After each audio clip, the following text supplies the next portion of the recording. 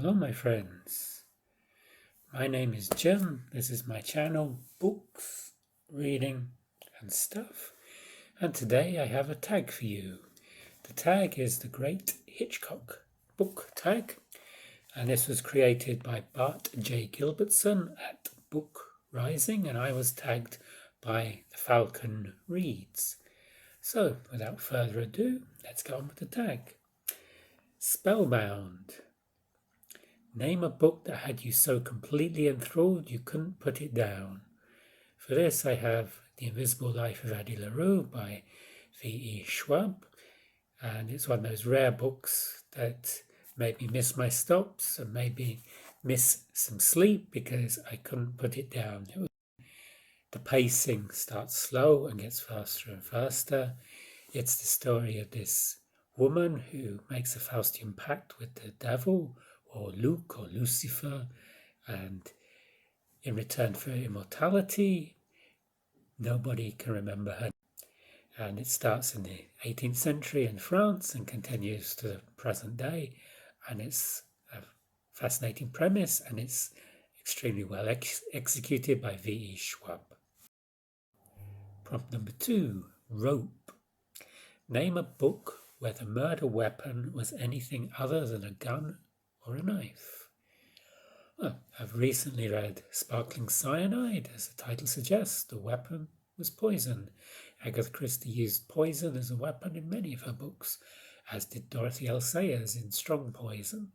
Prompt number 3, vertigo. Name a book with a notable scene from a dizzying height. I would say Where the Crawdads Sing. There's the fire tower, which is 65 feet high, and at the beginning of the book we have a young man who has fallen from the fire tower and is dead when the police find him, and it sets up part of the story. Like, did he fall or was he pushed? Is this a murder investigation or just a tragic accident? Prompt number 4, psycho. Name a book where the main protagonist is a psychopath. Well, that's not difficult. American Psycho by Bret Eaton Ellis. For a long time this was the most disturbing book I'd ever read, but then I read Juan Valencia's Poking Holes, which is considerably more disturbing than American Psycho. American Psycho is not a book I'll be rereading. I didn't like the gratuitous violence in it. Number 5, Frenzy. Name a book with a society or community in complete chaos.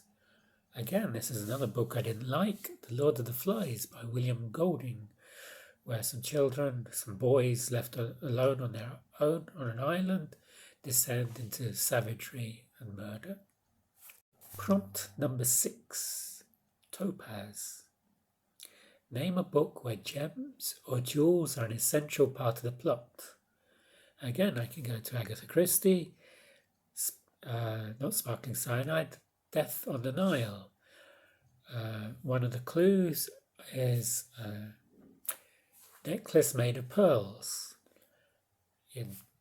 which helps Hercule Poirot discover who the murderer was.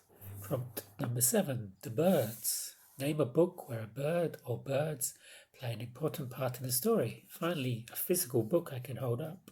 Storm of Swords by George R. R. Martin, part of the story of Ice and Fire. Any of these books could be held up. Crows are very important in the story, both for carrying messages and because Bran can walk and transform himself into the crow and see what the crow sees. Final prompt, Marnie. Name a book with a troubled or shady female character. I could go back to Where the Crawdads Sing by Delia Owen. The central character, Kaya, is very troubled because she's been abandoned by her family. She's been left to fend alone in the marshes of North Carolina. And it's a fantastic read. Finally, tagging some people. I'll tag the wonderful trio that is the FOMO Book Club hosts. Gemma of Gem of Books, Jack of Spread Book Joy, and Alice of Alice and the Giant Bookshelf. I think they'll have some interesting answers if they haven't done this already. If you enjoyed this video, you can like below. This will help me with the YouTube algorithm. And I'll see you on the next video. Goodbye.